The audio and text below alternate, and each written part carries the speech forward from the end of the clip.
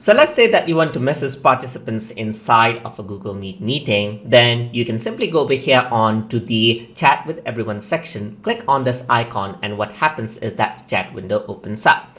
So you can simply go over here and say hi, and what happens is that the message is sent to other person. So they'll be able to reply back to you. So they can say hi back and you will receive the message just like this.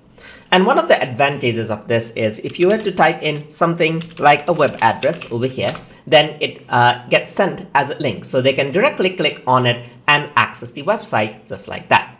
So this is how you can message back and forth with other members inside of a Google Meet meeting. So hope you guys learned something as always. And as always, please like, comment, share, and subscribe.